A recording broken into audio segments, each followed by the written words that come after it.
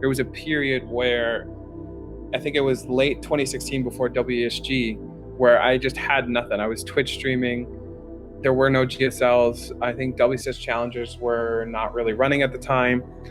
And I was eating ramen as I knew how much money I had. And that was kind of a point where I was like, I needed to do something to just stay here, you know? That was the risk. I'm your host, Drekken Pones, and my next guest is someone I'm really proud to have on the show. Today I sit down and uncover how NoRegret went from rural Canada to Korea to qualify for the toughest StarCraft league in the world, the GSL. And after, pivoting to launch a StarCraft team house, pitching Blizzard Entertainment, and then landing their support.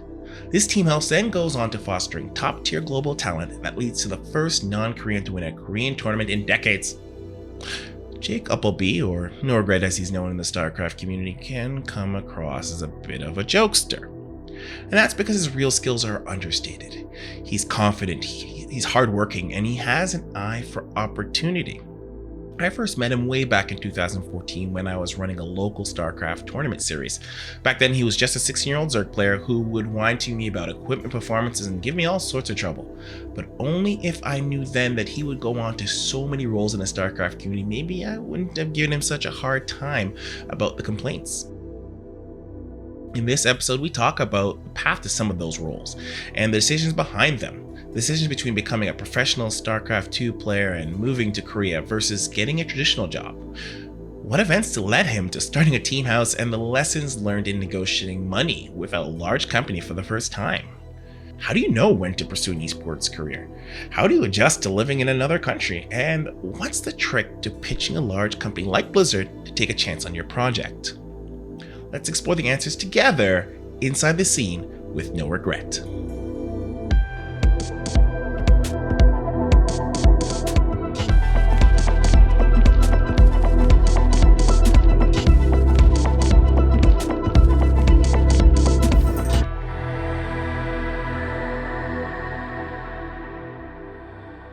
In terms of Brood War, did you play that competitively at all, or is that more of just playing the campaign? Not campaign. It was multiplayer, but it wasn't competitive. There wasn't like loading up the most cutthroat 1v1 map. It was more like big game hunters, fastest map possible, that kind of stuff, which is not competitive inherently, but good for RTS mechanic understanding, which I would say really set me up for StarCraft 2 because I was doing these mechanics at a very young age. It was, 7, 8, 9. I actually took a break from StarCraft 1 around 9, I would say. Yeah. And I picked it back up when StarCraft 2 came out, which was like 13 for me. But the mechanics, I think I really retained them, internalized the mechanics. So when did you start entering tournaments then? For StarCraft, my tournaments didn't actually started with you now that I think about it. I would say the very first tournament I ever entered was not King of the North, sorry. StarCraft. It was StarCraft, and it was the Microsoft store. Yeah, I remember that. I don't know what year that was. I want to say I was Grandmaster at the time, so probably 2012, 2013, something like that. Yeah. Might have even been a little bit earlier because I think we started doing that in... I don't think I hit the first one, though. No, okay. No. I think it might have been the second. I think you started joining us at Heart of the Swarm is when it first all started up. So yeah, that's about it, right? So how did you decide to go for pro gaming then, making that as a viable possible career? Like, what was the moment that you said to your head that this might be viable to pursue? Right. So for pro, obviously I did compete in a lot of local tournaments, but it was never serious. It was always just for the fun. Never went in expecting to win, never went in like, oh, I need this $100 to pay for my gas or it's not worth my time or anything like that. It was always fun. Me and my friend went up, which was Jackson, BioIce, you guys may know. We used to just drive up and play for fun. So competitiveness didn't start until, I would say, pretty late. I was always a ladder player, played a lot of ladder and did quite well. I played a lot of local, not local, but in terms of region lock tournaments, North American only tournaments, played a lot of those. But again, nothing serious. I never really took it as like a career in the sense that it was a lot of fun. So I would play them. I wouldn't say until probably around 2016, I really made the decision to go professional, which was when I was given not an ultimatum, but really kind of with Korea or HVAC. And I picked Korea because that's a once in a lifetime experience for me, and it was a good choice for sure. But I figured I would go out, give it a shot, and see what happens, you know? When you say ultimatum but non-ultimatum, Not an ultimatum for sure. It was more in the sense that career-wise, I really had to decide if I was going to take StarCraft seriously or not at this point. It was pretty early on in my career in the sense that it was almost halfway done if you consider 2020 being the end of it. And it was more or less like I need to decide to either dedicate myself fully to this or fully to advancing in life in terms of like natural career progression, whether that be school, whether that be HVAC or something more traditional. HVAC So being it was like a job that you were offered, or like why was HVAC the other option? HVAC's because my dad was a big HVAC. Well, he owns his own HVAC company, but I did a lot of HVAC stuff with him already in terms of like I was an apprentice. I did a lot of school co-ops, so I was kind of ready to like take it seriously if I wanted to take it seriously there.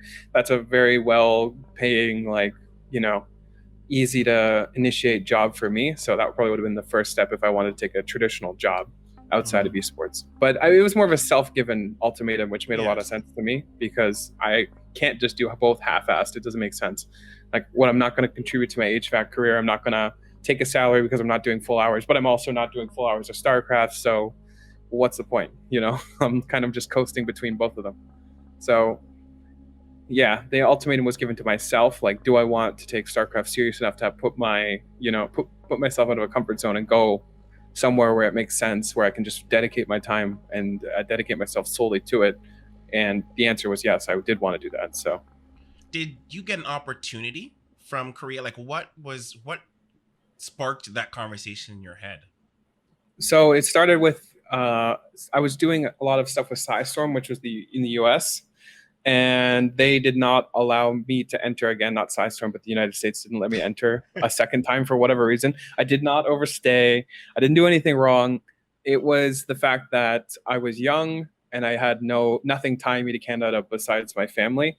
So they were very concerned for whatever reason that I would immigrate to the United States. No clue why, honestly. They wanted like a deed to a house. They wanted university enrollment.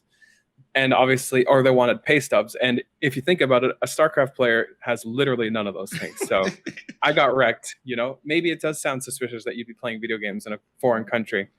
But that's literally what I was trying to do. So I got cut out of that, which probably would have been a similar road. It would have probably been more difficult because you're not given the same resources as Korea. But at the same time, it was closer to home. It still made sense. So I kind of already made the decision before Korea to take it seriously. Hold on though. So was Psystorm telling you to come to the States? Was that the plan? You were going to come to the States to do some work there, and then not to work, but to play games at their team house, basically. To focus on training at Psystorm's team house, and then this is how Korea became the option, because if it's not there, then it's Korea. There's nothing else. Because you wanted to advance your StarCraft skill. Exactly. So now you're thinking about the team house. You get to the border. Did you get warned ahead of time that you weren't allowed in? No. How did I went to the border, and the thing about the U.S. customs in Canada is they do customs on the Canadian side. Oh. Before you enter the country. So you can get denied before entering a plane, you know. This only happens in the U.S. or U.S. and Canada, at least from what I know. Like everywhere else, you do customs on the side you land on. But here you do it before you get on the plane. So they asked me a bunch of. It can be. I mean, I'd rather be denied here than fly over and get denied there. I would bet you that they wouldn't deny me if I flew over. It's more of a prelim, easy to just cut people before they even get on planes. So you get to the custom border agent, and he looks at you, or she looks at you, and is like, "What are you doing? Why are you going there?" It's like, "Oh, I'm going to play video games." They're like, "What do you mean video games? How do you play those over there?" I'm like, "Oh, you know, just gonna play." And they obviously do the standard interrogation, like, "Is this work? No, it's not work." They ask you if you went there for business or pleasure, and you said pleasure. Okay. Obviously, come on. I'm not a rookie. I've already been flying quite a bit at this point.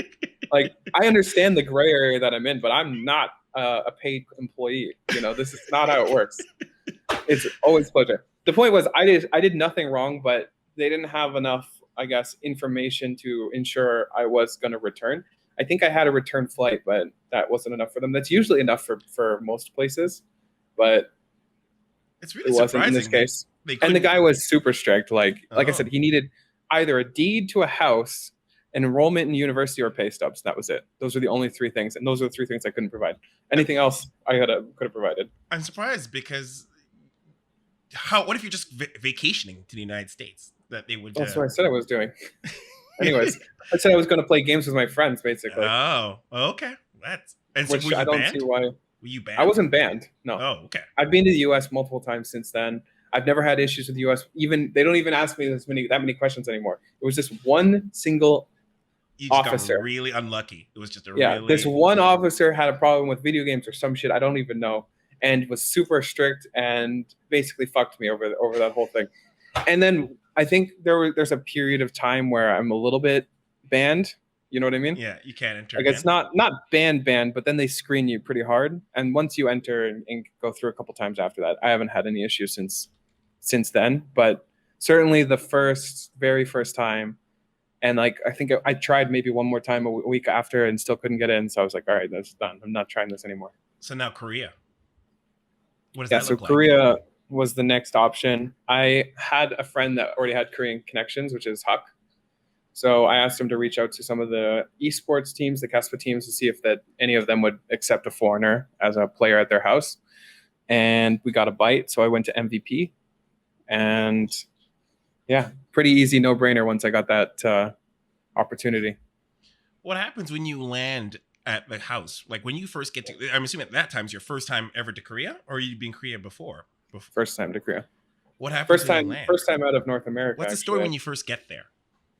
What's it like when you first get the first time you arrive in Korea? First time I arrived, I had Scarlett and True meet me at the airport because I knew I wouldn't be able to navigate it. I probably could have. If I didn't have anything, I probably would have done it. But it's definitely easier to have someone who's more seasoned in Korea help you. So Scarlett and True were both there when I originally landed. True being from Psystorm at the time, and Scarlett being a good friend. Before you leave to Korea, what's a conversation with your parents like? See you later. And they're like, all right, stay safe. You know, there was really nothing, honestly. It was no like, oh, like at this point, they fully trusted my decision-making in terms of esports. I think if this happened earlier on, they would be super skeptical. They'd be like, oh, you can't do this. This is a big red flag, like going to a different country. But I had already been at this point WCS Challenger, I think, quite a few times. I already traveled to the US once, even before, to stay at the Psystorm team house. Did a lot of esports traveling. I think I went to Home Story Cup already. So there was already like a decent amount of travel / competition / income. So they really had no concerns, even though, and I think it was originally supposed to be for like 3 months. So even less concern. Obviously, I think if I would have told them 4 years and a team house, they would have been like, whoa, you know. But it was pretty chill at the beginning. So there was no concern. All support. That's really awesome to have that kind of parental support. Like your parents had no opposition. It was just stay safe. All right, we'll see you. I think it was mostly trust at this point. Like they trusted me to make the right decisions. I think I already had been for quite a long time. Perhaps in the beginning that they were more strict on it, but towards the Korea decision, I was already proven to at least travel safe. And, you know, I mean, I was playing video games professionally. Like it wasn't like they had to worry about anything. It was hotel, play games, flight, you know, that was it. And from the very beginning, since you started to play games and win money, were your parents always kind of approving, or were they like, what is this, and tell us more? Definitely not approving at the beginning, and definitely not even tell us more. It was just school. They pushed me to school, only school for after I got Grandmaster. I remember I didn't think I was pro, but I definitely wanted to dedicate time into it, and I was dedicating more time into it than I would say high school, and that was a big concern to them already, even though I was, I think, top, you know, whatever 0% obviously GM doesn't mean anything, but even back then it meant a little bit more because the game was emerging and the player base was way larger and there was a lot more interest in esports back then. in terms of like the uniqueness and the newness of it. So in the beginning, they were definitely not supportive. They didn't hinder it per se. No, but they certainly would've- they did not help me. They did not make it easy. They made a lot of restrictions in terms of hours played. They made a lot of like grade related criteria, ultimatums. Yeah. Like those things were difficult. It wasn't straight up like no games, we're taking your computer, but in a way, I had to dedicate time away from it.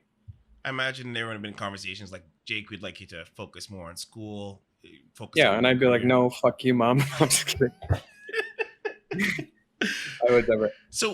It was usually just trying to explain explain the potential, and they were always like, it doesn't make any sense. Like, who plays video games for a living? And to be honest, back then, it's not even, honestly, in 10 years, the esports scene has gone so mainstream. People like Ninja, people like, people that are super mainstream and multi-millionaires, like that never existed in 2010. It didn't. I would love you to point out a single gamer that was making multi-million-dollar deals in 2010. But not at the same level as Ninja or anything that. Like, my point is, if I had Ninja, I was like, if I pointed a picture of me, like he made $50 million on this deal, they'd be like, okay, go get him, son. Like it's very different. I had fuck all to point at. I was like, okay, well, we have Huck. He just went from EG to Team Liquid for 100K. I was like, well, what does that mean? I think that was massive at the time too. But so, do you remember what that conversation was like when you realized that your parents were now on your side? It wasn't even a conversation. I could feel the grip around my neck like loosen. Right. There was no conversation like, go get him, son, or anything like that, or like, you know what, you got it. It was more like the little things like, you have to do this, you have to do this, you have to do this. They just started disappearing. They stopped. Yeah. And it was pretty obvious to me that I wasn't going to push it. I wasn't going to be like, hey, does this mean I'm good? I was just going to take it, like maybe they forgot about me. I don't know whatever it is, I'm going to take it. So I would say there was no conversation. It was more of just a mutual understanding that what I was doing was unique and impressive in its own right. And they were very proud of like me going and traveling and doing these things. Was there an event that you won that kind of got them to be like, well, maybe not directly, but you felt that by showing them this result was the kind of like, okay, all right, we kind of get it now. Is there kind of like an event you won or something you did in your career that you were able to? I would say there was consistent WCS Challenger money coming in. Even the streaming, I was decent in streaming earlier on. I would say in terms of money, it was very consistent income.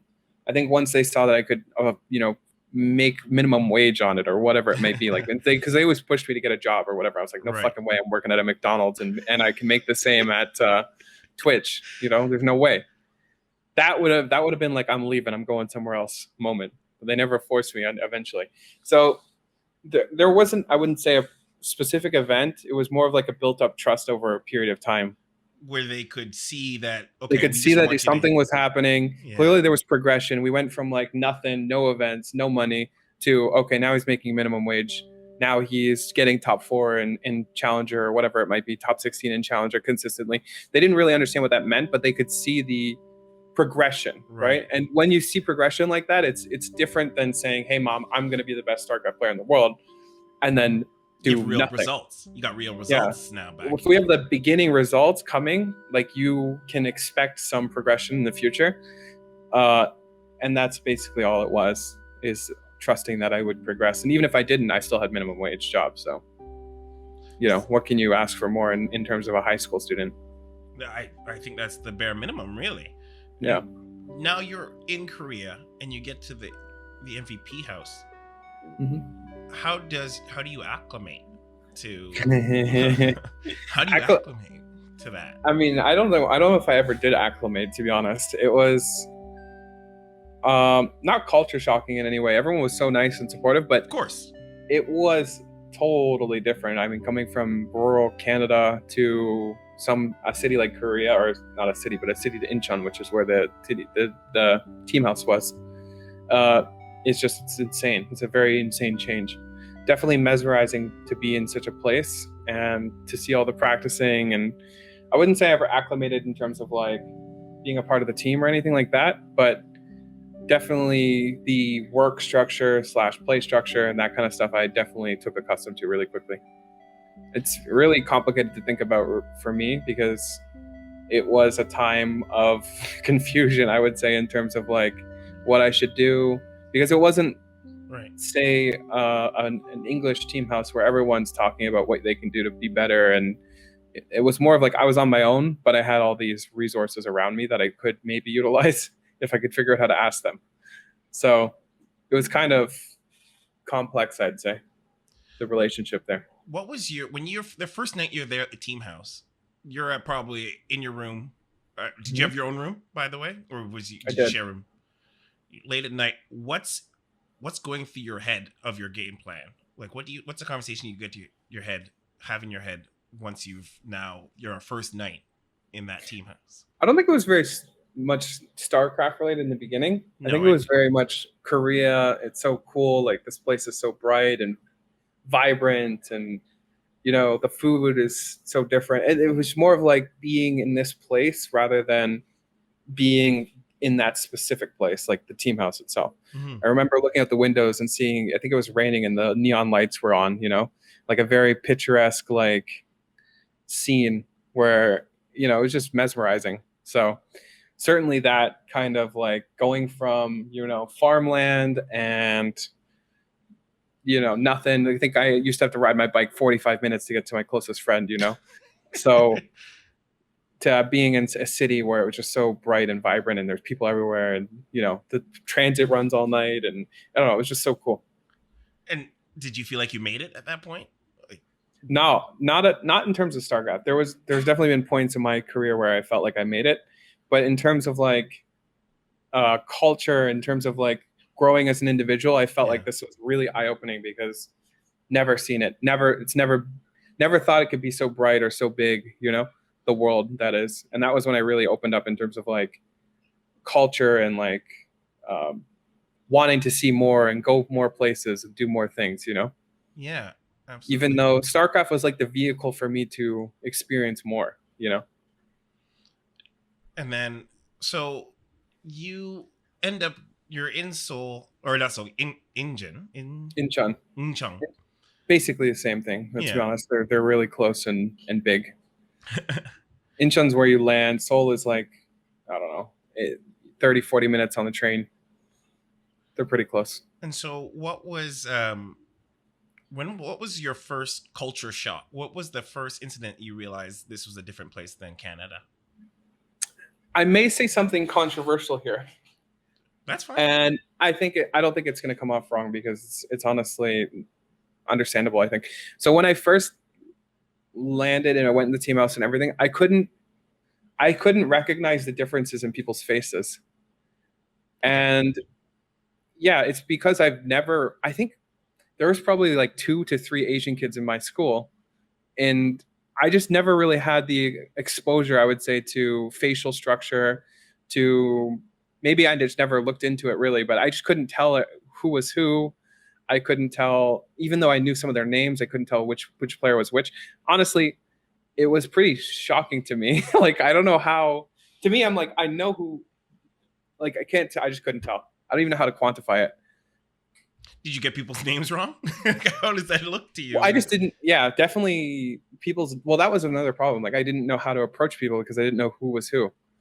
And I didn't want to go up to be like, hey, Gumiho, and it's just not Gumiho, like, so it didn't take that long to figure it out. But certainly I'd say the first 3 to 4 days was really trying to figure out who sits where and how they look, It didn't take very long, but that was a super culture shock because I was just like, I never realized how everyone can like blend together, when you're not really exposed to, I guess, a multitude of people from a different culture or a different place.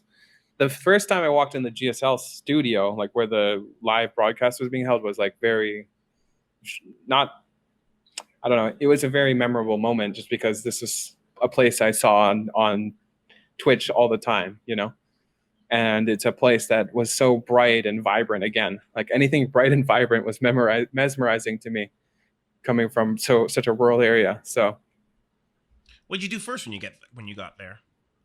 Showered, very first thing. In the And city? no, I'm talking about Korea. I mean, I just took it in, looked at a lot of the pictures on the wall, like the GSL pictures. They have a kind of a hallway where they post images of people from different GSL champions from over the years. Yeah. And it was very interesting to see like 2010, 2011, 2012, all these images of champions and their progression. Yeah. The game's progression itself too. Did you have in your mind that you would be one of those champions? No, never. I never felt like I was going to be a champion, but it certainly wanted to be a competitor within Right. the GSL level. If you weren't thinking about being a champion, then what's the story like in your head about being there? I think it was a lot of experiencing this culture, experiencing this work structure, what a Korean team house is like, because this is something I've been exposed to for so long. There was obviously a much larger Korean Western divide back then too.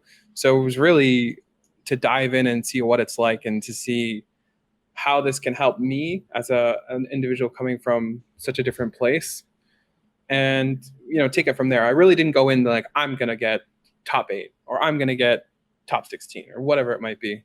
It was really to play it by ear, see how it goes, and try my best. Obviously, I think my ambitions became more of a reality as I felt that it was more tangible, Yeah. because I think when I went, there was like no foreigners in Code S. I want to say almost ever, besides like the very beginning, which I wouldn't count those people. There's a lot of there was a lot of Code S invites. There was a time where the game wasn't really understood. It was just a different era. There's a reason why there was such a huge gap between Code S in 2016 and Code S in 2012, right? So it felt way more untangible and way further away than it was, I would say. But now that was never my goal. And did it feel, as you saw your, I guess, results, did you feel more tangible for you then to win Code S? Not to win, to get it, to get Code S. So it took a while too, because I arrived in 2016, and I may be jumping the gun a bit, but my first qualification was 2017, end of 2017. So it did feel tangible, and I felt like I was getting closer and closer every single time. I didn't think I was going to get it in 2017, end of 2017, but because I remember 2017, the qualifier, the one that I ended up qualifying, I gave up my equipment for somebody else because I felt like I was the least likely to qualify.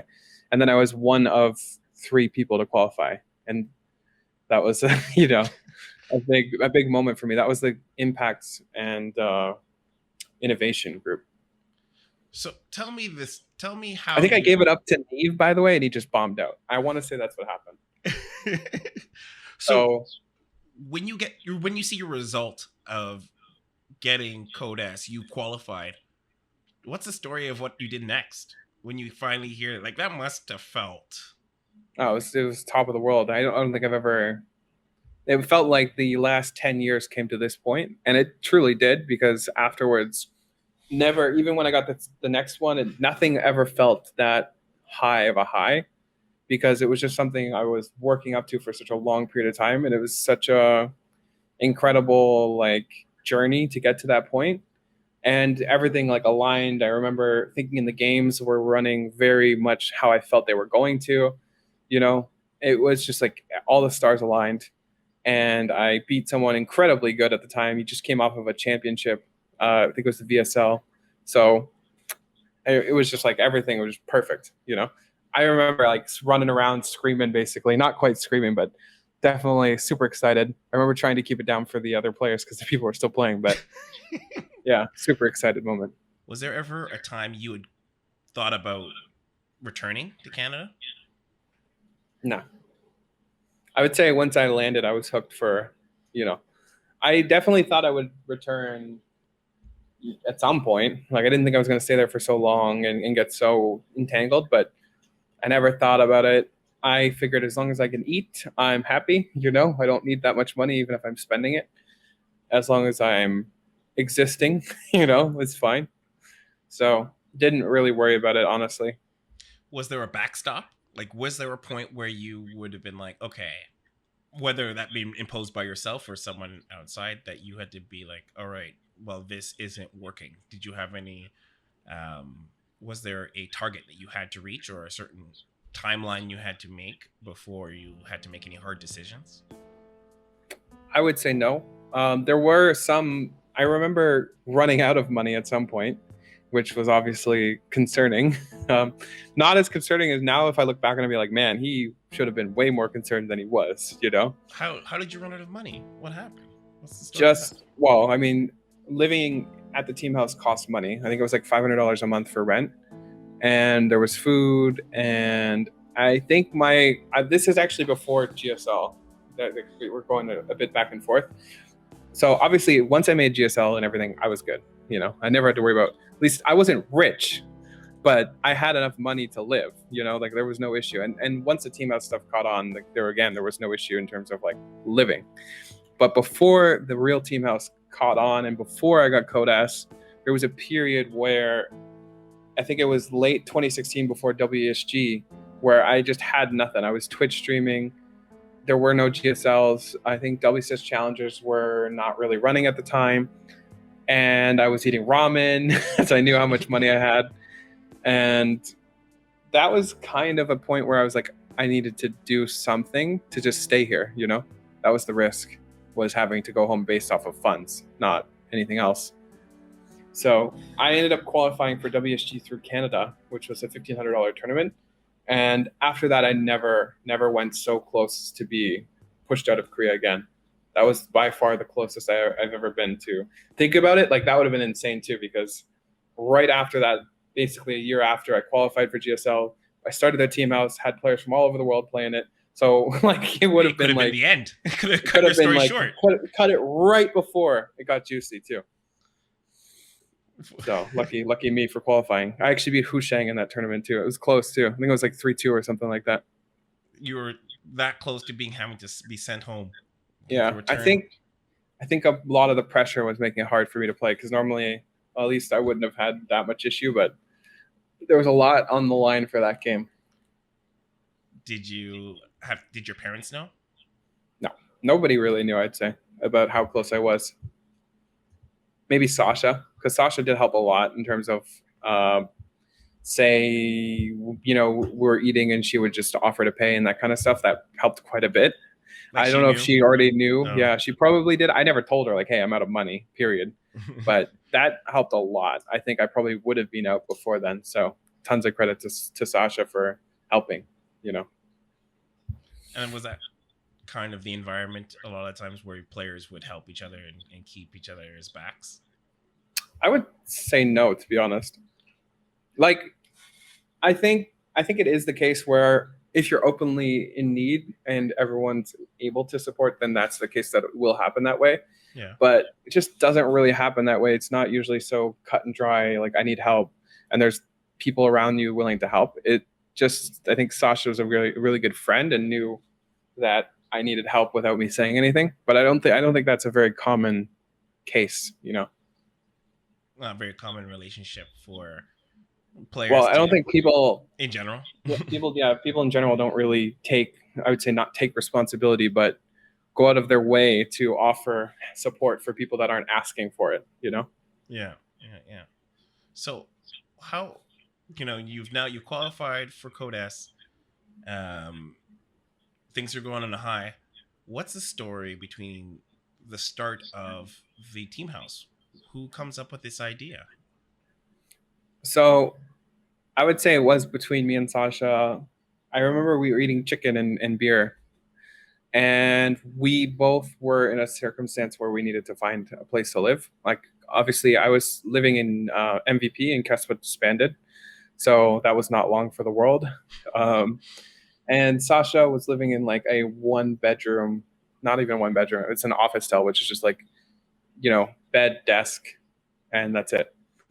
So we figured that we could probably come together and find a 2-bedroom place and have maybe a third roommate. I'll share the room with somebody else, and that would be like the beginnings of a team house, where we would basically have this little cute place and have a third person, you know, stay with us. Was it a team? Like, was it the idea that you're going to make a team house? It was to make a team house, and it was to have, you know, a third person. not just S2, but someone who wanted to stay in Korea, you know, periodically or whatever it might be, make it a little bit more accessible. I think the idea in the future was to be more grand, but at the time it was within our means, you know, to just get a place together and have that third space. And what's the story behind that third person? Who did you end up choosing? So the story behind the third person is we decided to choose Neeb, or Neeb wanted to come to Korea. So good choice from us for sure, I would say. So Neeb came and practiced a ton, and he was very good. He's always been very good, but I think the Korean practice environment was really, really good for him.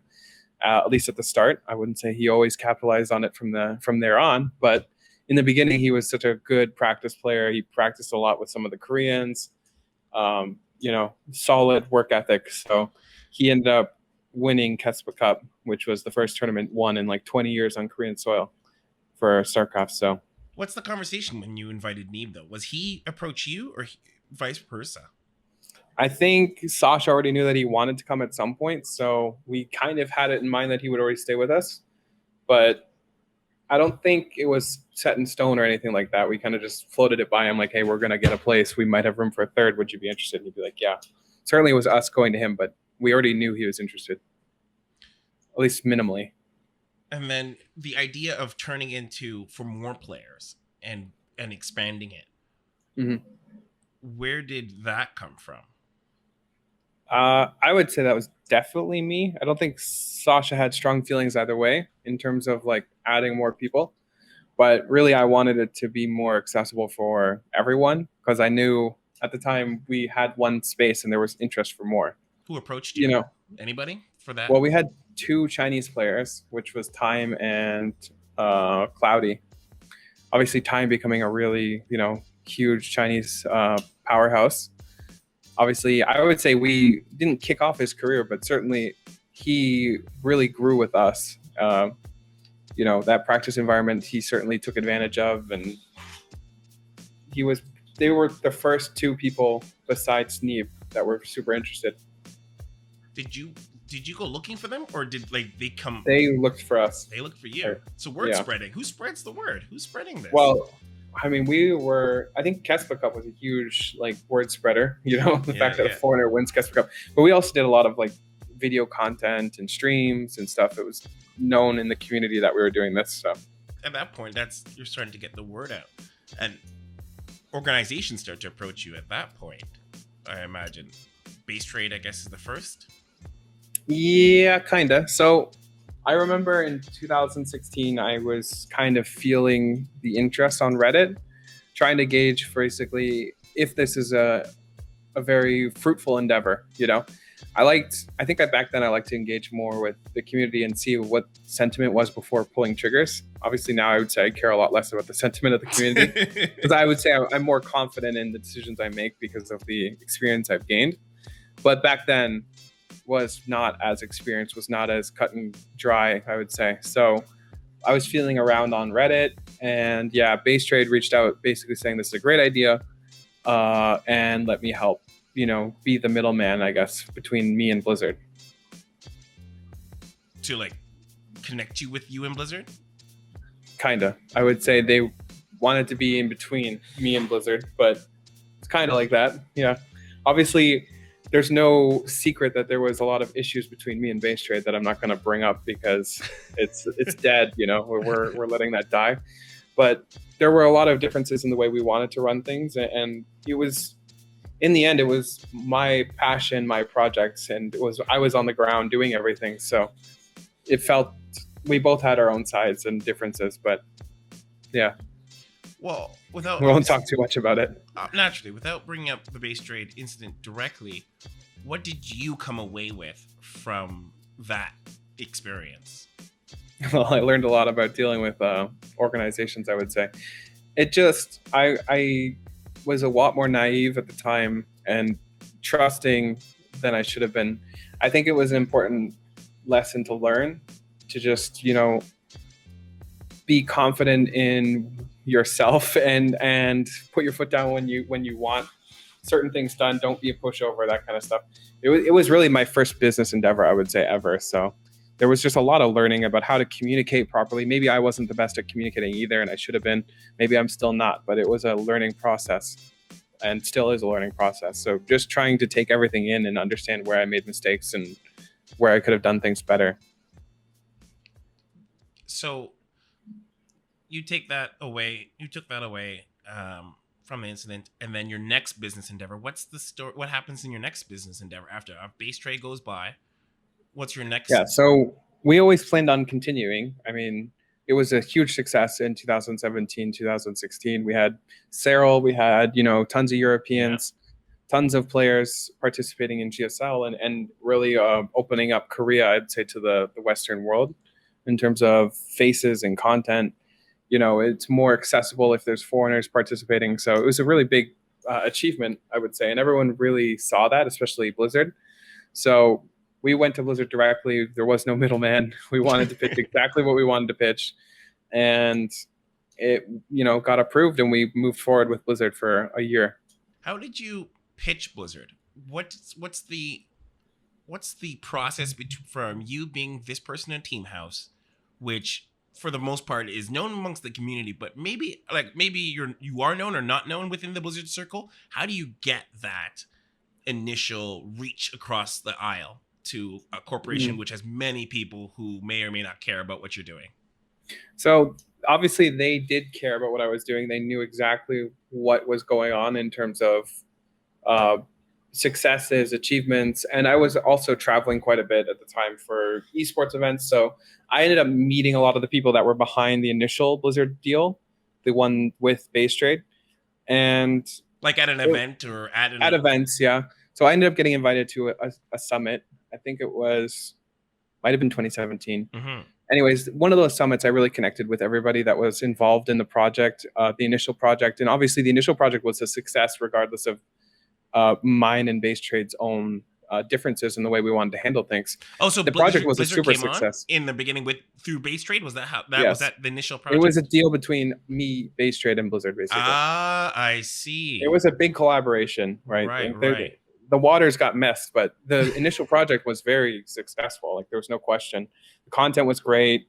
The players were doing great. Right. The GSL runs were really interesting. Like, there was no question it was a successful project. And the second project was looking to scale that up even more in a nicer living space and more defined, I guess, areas for players. And the most recent Team House is like it stepped up even more, even though we don't have Blizzard support now. We have our own support and our own successes. So obviously there was one big factor there, but that being COVID, no one could have predicted that. But back to the Blizzard pitch. Have you ever pitched a company before like that? Like, how did you approach that? How do you approach? You are Jake Appleby. You've never pitched a multi-million-dollar corporation and their people inside. How did you know what to do? So I guess in the sense that I didn't have the same pitch, I always kind of pitched myself to teams, pitched what I've done, my achievements, that kind of stuff. And in that sense, I was very comfortable. I was very confident in what I could do, and whether that be content, whether that be performances, whether it be, the uniqueness of going to Korea, whatever it is, there's always something that I could pitch that was unique about myself. And with the Team House, it was spoken for itself, honestly. There was no question it was a success. It wasn't like, some players went, there's 3 or 4 people that year and one of them did well. It was just domination, like everyone went. There were so many people. I had to deny people every single month. There was content flowing constantly. The participation of GSL was huge. GSL numbers were up. So I basically took all of these stats and just said, hey, this did not happen last year. This did not happen the year before. I don't care what external factors may have occurred. The Team House occurred. I'm going to say it was that. And we even had like specific numbers, like here's a Korean only group in GSL. Here's a Korean plus, a foreigner group. And it was just, the viewership was always higher. It was just more interesting at the time. So all of those numbers made it really, really easy to pitch. Is that what you did? So did you corner some poor Blizzard employee in the corner and say, look, these numbers are my numbers and you owe me? No. We had a formal meeting, and I really just discussed like who's interested, what happened last year, our year in Korea, and like who came, who left, what happened, in terms of viewership, in terms of results. Like there was a lot of information being exchanged. It wasn't necessarily even a pitch I needed to sell. It wasn't like I was a salesman. It was more of like presenting information to them and everyone saying, okay, this is great. Let's do it again. So there was no back and forth really. It was just a understanding that this was a success. And did you give them a number, or did they tell you what they can do? I gave them 3 numbers. 3? And yeah, with different basically levels of support we could give to players and different levels of video content, whatever it was. Right. Obviously, naturally, they picked the lowest number, which is normal. Did you know that going in that they would probably choose the lowest number? Or I didn't. I actually got advice from people within Blizzard, like how to approach this. Not the people that I was dealing with in the meeting room, but there were other people that I knew that worked in Blizzard that weren't necessarily connected to the project. I felt would be less biased, and I would like to hear their thoughts on how to go about a pitch, right? And this is where I got the information of add multiple numbers, give them choices, that kind of stuff. And so they told you... So it's possible, let's say I took my bottom number and said, hey, this is what I want, period. They would negotiate that down possibly. But because I had multiple numbers, there's a chance that they pick a higher one saying, hey, this is a good value. And worst case, they're going to pick the lowest one and probably not negotiate it down because that's, they're already picking the lowest option and they did not negotiate it down or anything like that. So the first number, the lowest number, wasn't a number I would have been dissatisfied with, The other numbers would have been nice and they wouldn't have been like, it wasn't insane. It wasn't like 1 to 5. It was more like 1 to 1.5 to 1.7, that kind of thing. There was a good range. It was a natural progression of actual value there, Okay. It wasn't like, oh, we're going to tweet more. Here's, $1,000 more, whatever it was. It was very standard, like value for your money. If you have it, you should put it here. How do you know to give them value from their money? You're like you're a player. So where did you pull that skill from to know that kind of pitch? I honestly didn't. Like I said, I talked to the guy in Blizzard and he told me to give multiple numbers, didn't really tell me anything else. And I filled in the blanks with like, this makes sense from our first deal to now to what they would want, in terms of what went well and what didn't go well the first time. I just took a lot of information and value we could add. And some of the ideas I had in terms of like content that would be very good that I needed support for, and kind of package that into a higher number. Obviously, we didn't get it, so you guys don't even know what ideas might have died, but that didn't make it off the chopping floor, that got lost. Yeah, there's been a lot of stuff. So I would say that pitch was pretty organic. It wasn't something I studied or learned. Obviously, from that pitch, I learned a lot, and from deals in the future, I learned a lot, but it was really a learning process from the beginning. What did you pull from that? Like, after you put that pitch, what did you get what did you turn around to yourself and say, I should have done that better?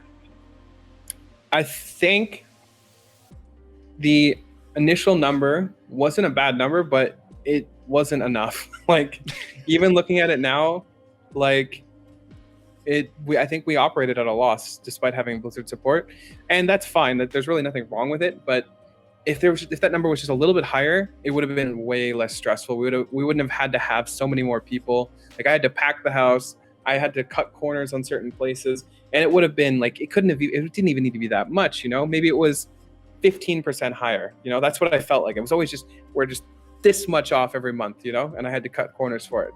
So there's no way a company like Blizzard would have been like, oh no, he's asking for this number, it's, maybe it's 25% higher. We can't do it. It's scrapped. I was less confident in that. And I probably should have just been like, hey, this is the value we bring, period. And this is how I would do it now. I'm very confident in what I offer and the fact that this is a huge asset to the company, versus back then I was like, maybe I have to play it a little safe because they've never dealt with me before or whatever it might be, And that was a mistake, in my opinion. So now you would be a lot more assertive? Am I guessing? More assertive, but I would also understand the value I bring more, Mm-hmm.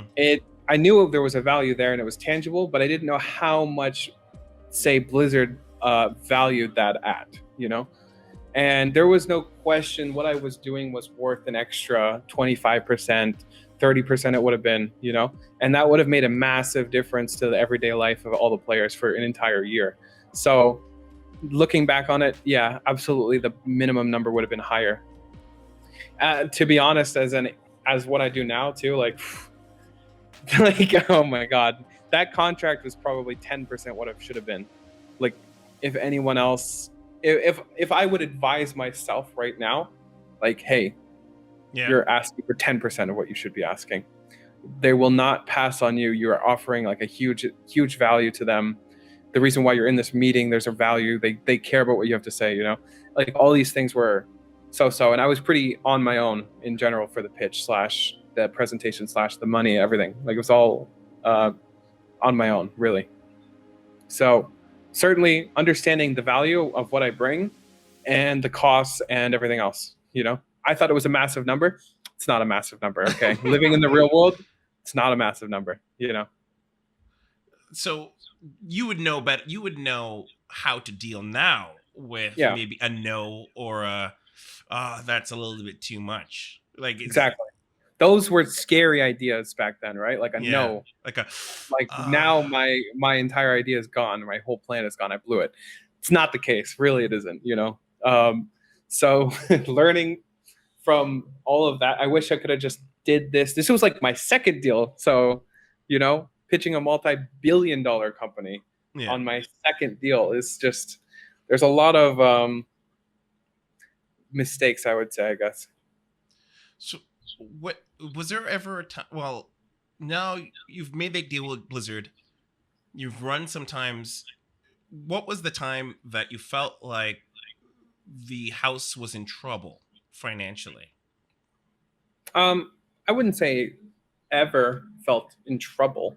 Like I said, it always felt like if I had a little bit more, we could make life better for everyone. Was there ever a hard decision you had to make about the house because of financial problems? No. I'm gonna go with no. I don't think there's anything incredibly hard, or wasn't like, okay, we have to scale back and we can't allow this to happen or anything.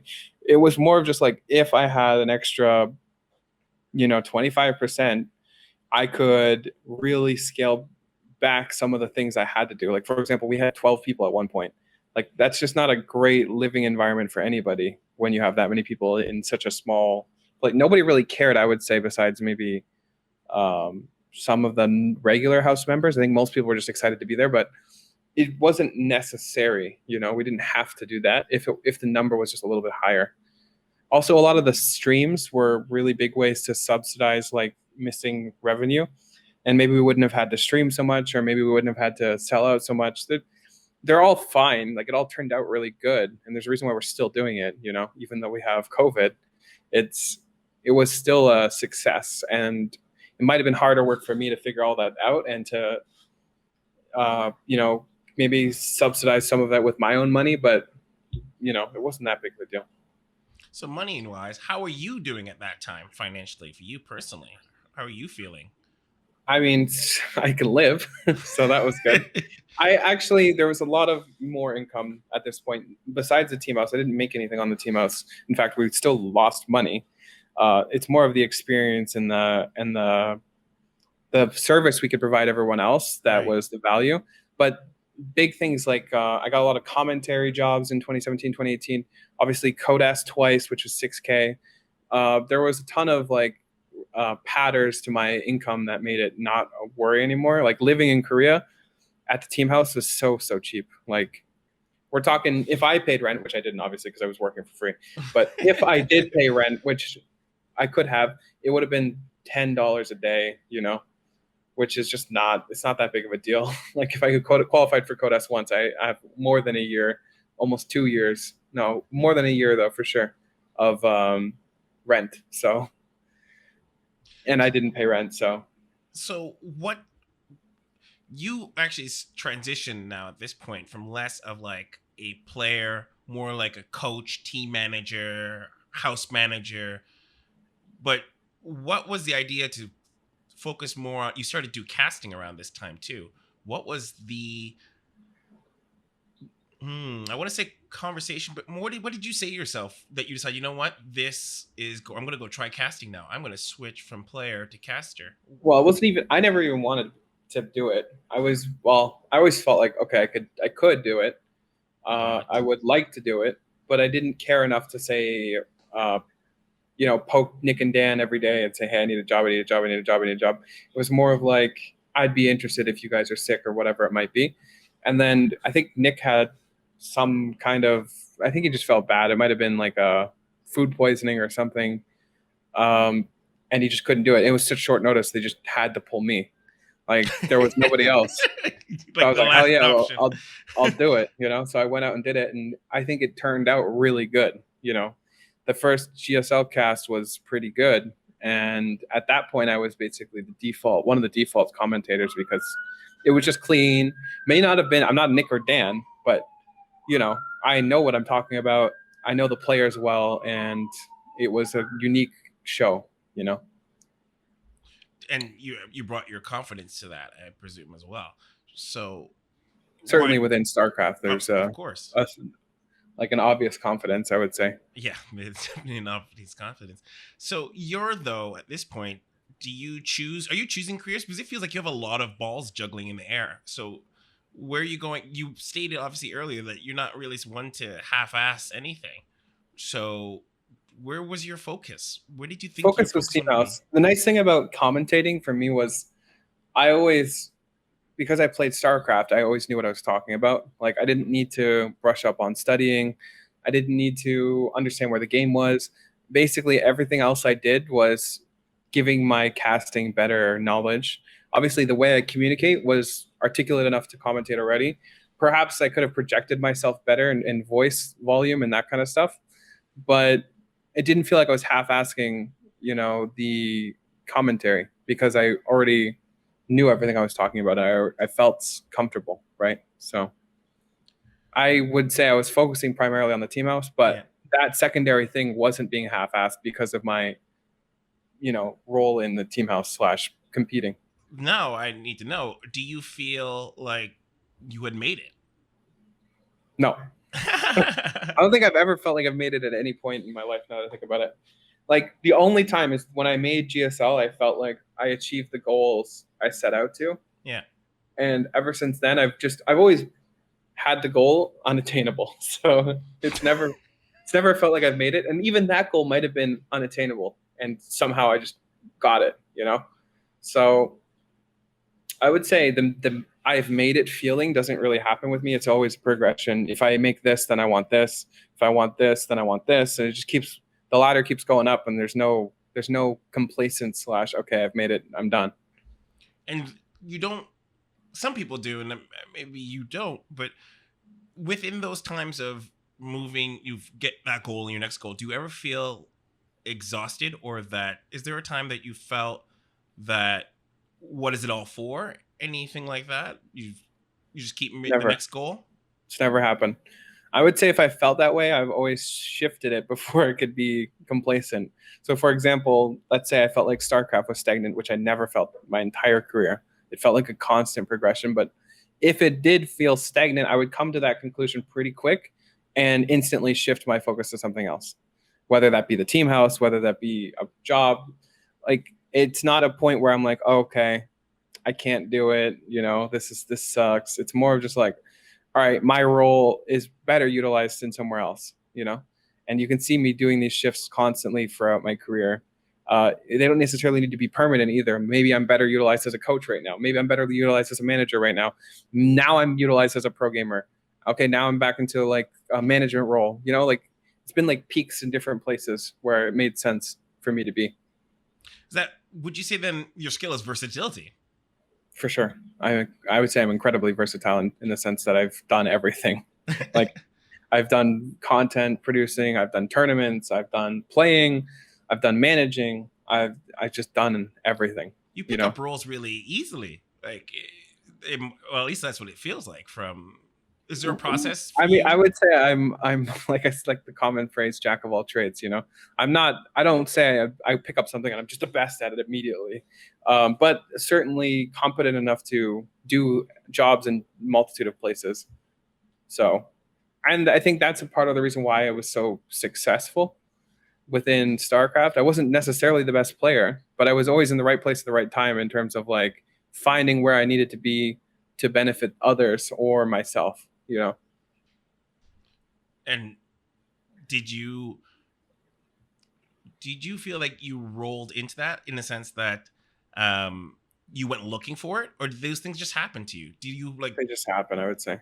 It's possible that I subconsciously was looking for like maybe I need to shift into management to make a bigger impact, or maybe it's streaming yeah, or whatever it is. But I never went into it like, hey, I'm going to be the best streamer. I'm going to be the best manager. right. This is it. It was never like that. It always kind of fell into place. Like, okay, this stream is going well. Like I guess I'm entertaining enough to make something here.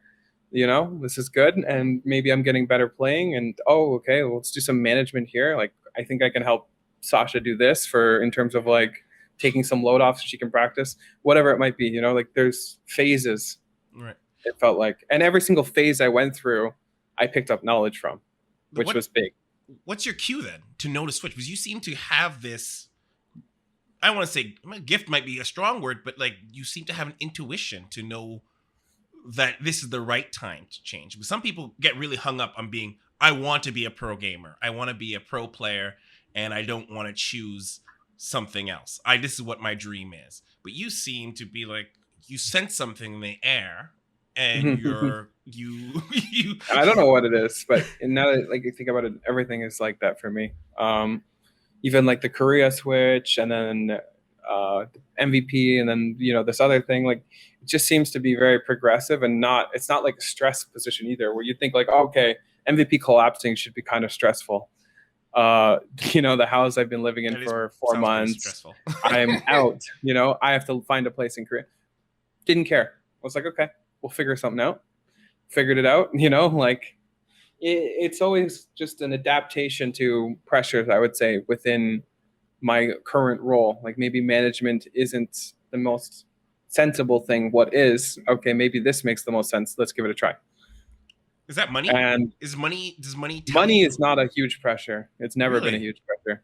It's only a pressure when I'm like on the brink of like extinction in terms of bank financial collapse. Yeah, it gets pretty low. Like I said, even the ramen days, I was like, oh, I better do something. It wasn't as big as it should have been. And since those days, that's never been that bad. That was the worst it's ever been in my entire life, and probably this might be preempted to say, but it's probably the worst it'll ever be in my entire life moving forward. That's like very strong thing to say. It might be preemptive, but I mean, unless I'm homeless, I would say that was probably the lowest point in terms of finances. I never had to worry about it since then. And maybe because it was so low and I felt like I could still do it, that might give me more confidence to make possibly bad economic decisions in the short term for longer term plays.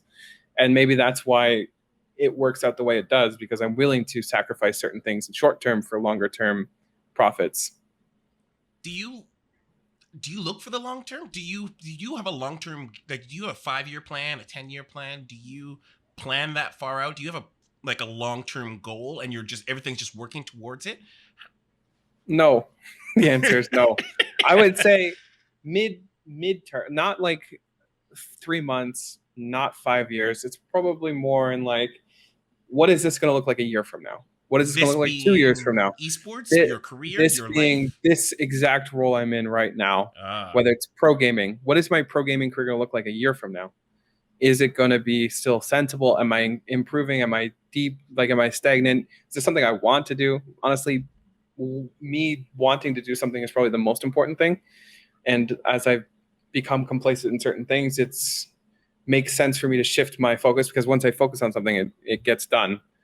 So yeah, it's complicated now that I think about it. It's not something I definitely not 5. I would say around 2 is the key number in terms of what I'm looking for. What are you looking for now? Well, now it's probably more stability than anything. Yeah. But it's also beginning like a real career. Really? Okay. So everything I've done is massive in terms of resume. Maybe not everyone agrees with that, but I think the right people do agree with that. If you're a a passionate esports person, you've created a company within esports and you actually have esports roots, you will respect the grind that's gone into this. Anyone, I don't care who you are, any person who's dabbled in esports long enough will respect what I've done. Like, I'm not saying I'm Jesus, but the grind and the different hustle. places I've been and the peaks I've achieved have built towards something external from what they are, like maybe I got $1,000 in this tournament because I was top 5 in Canada or whatever it might be. The $1,000 isn't the point, the grind, the dedication, and the trip to that $1,000 is way more important than the $1,000 itself. Wow. And that, if you can showcase it right and sell yourself right, is a huge, not gift, but a huge asset to any company, in my opinion. And, I've convinced a company that it is, and I'd say I'm doing well. So it wasn't, I was never too scared. I always felt like I could find something. I could market myself correctly as a marketing person and figure it out as it comes. And now it's more of like, I'll take what I have and see what I can do with it and play it by ear, So, but it's definitely the beginning of my career now. Whether that means this what is I'm your doing start. now, you consider this your beginning. All that professional beginning. Wow. Yes. This is the first time I've had a boss outside of like my father. Right. I mean, kind of with the sponsors, but not really. Like it was always my idea, my vision. I brought it to them. Yeah. So I always felt like I was doing my own thing, but now I'm doing my own thing within a thing, Yeah. So and that's fine. There's nothing wrong with it, but it's definitely the beginning of a professional career, And so now you've transitioned into an esports talent agent. And is this again feels like your shift? The things have changed in your life. COVID, right? Yeah. Think about it. Now that I think about it, I would definitely still be in Korea, like doing the team house right now. If there's nothing changed, it made the most sense. Yeah. I would probably be looking to shift because of the sentiment of StarCraft, which is not good right now. But there's no immediate pressure, I would say. So definitely would have been doing Team House. There is immediate pressure with COVID, and I need to find something that makes sense for everything that I'm doing and want to continue to do. And this is the first time I've ever wanted to dabble in esports professional work. I'm glad I did because I really do like it. But it was an external pressure, not necessarily solely monetary speaking, and also just like sitting around and doing nothing way. Like I didn't really want to be a pro gamer anymore. I've reached that peak. So I still want to be competitive, but I don't want to be the best player. I don't have a playing goal anymore like I used to. So I wanted to progress in some kind of way, and professionally makes the most sense because if I can take my experiences and put them into a corporate setting, it can really start my professional career, even if it be with the same company for 10 years or, constant evolution. So now you're coming into this agent role.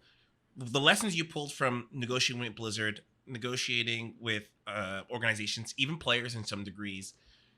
I was like the default guy, at least within the team house, to negotiate player contracts as well. I negotiated quite a lot of player contracts, even the Korean player contracts, where I was on basically both sides of the coin, where I wanted to get the best value for the organization, but also the best value for the player. So there was a lot of experience in back and forthing with companies for Korean players. And, that was definitely a huge point in progressing as well.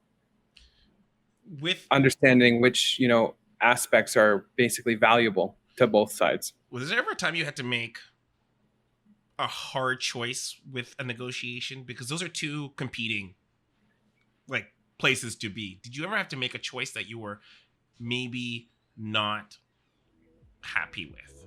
I would say the original conversation we had about the number and that whole thing, and maybe not understanding my full value, that was probably the toughest one, because I didn't want to come in too high.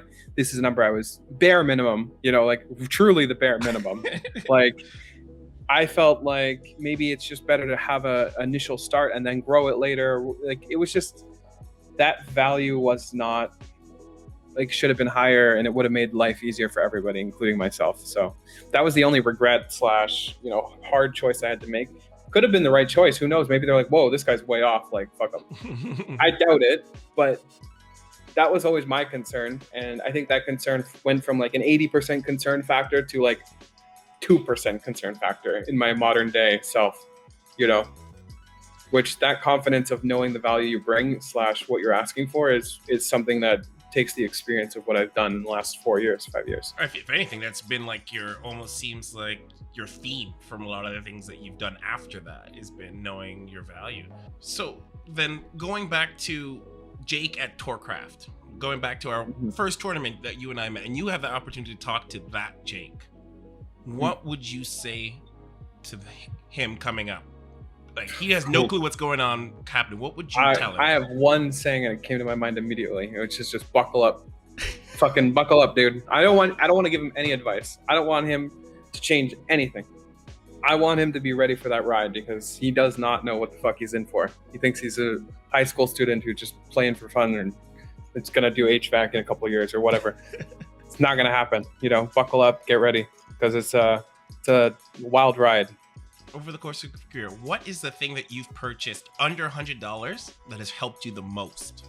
Back in the day when I was streaming with nothing, like no webcam, no lights, nothing, maybe a good webcam and actually being able to get myself in front of like an audience really was the most influential thing, because that gave me the exposure I needed, the money I needed, even the legitimacy to my parents, and like everything like came from Twitch streaming, really. At least at the very beginning, that was a real push towards like entertaining. It really shaped me, like, and it was probably all really down to my webcam, because originally I did not stream with a webcam. So like getting in front of a camera, that kind of stuff. I would say the webcam, probably the most influential thing. Before COVID, it was below $100, so it's fine. Like, that is, yeah, you could have. I mean, there's really not much, to be honest. So that's definitely probably the number one thing. There's no like, I don't have like this book that's like, oh yeah, I read the Codex book before I go to bed. It's $99. Like, no, I think the webcam is absolutely perfect. It doesn't have to be something that's like miraculous. It has just, I think the webcam is. I think that another thing that kind of showed that I wanted to invest in myself too. Like, that was the first time I was like, you know what, I'm going to spend money that I earned on a stream where I earned it, you know? Yeah. Like the idea of reinvesting some of the money that I got into my trade, I guess you could call it, is basically a learning process in itself. And that was kicked off by that. Well, I think we're coming close to our end, but that's good. I guess if there's one thing, who would you shout out now? You know, everyone. Back, I want to shout out every single everybody. person. I knew you might say that. But yeah, there's just so much. There's so many people. You would not fill a page with the amount of names I would like to shout out. Let's go top 10, but I even feel bad doing this. So obviously Nick and Dan, Scarlett, Roddy. Let me think. There's just so many. You chose Wardy. 10. I don't know why. Like there's just so many people that I look back and I'm like, this period of time was influenced by this person. You know what I mean? Yeah. Obviously yourself, Dave, Endersword. Like, there's just so many, honestly. Like, I look back and let's say I have like 10 years of StarCraft and Jake. They have like these segments of time that are influenced more by a certain person. Yeah. I can think of a certain period of time and like, this person was this time. Like, it's hard to really quantify it, but I just know it to be true. You know, obviously KJ is incredibly influential and supported my career. Joe from Nerd Street also supported my career. Like, there's just so many, you know? Yeah. So I'm sure I've already hit 10, but the point is, anyone on this list isn't more important than another, you know? It's not a 1 to 10 in terms of most importance. It's like I said, segments of people. Cats, you know? Cats. Like, they just pop in, you know? Depending on how influential they were at that time. Well, Jake, I think you've been a fantastic guest to talk to. Thank you so much, and I appreciate you and all the work that you do. You are. I am proud of you. Thanks. I'm proud of me too. Thanks for having me. I appreciate it. Absolutely.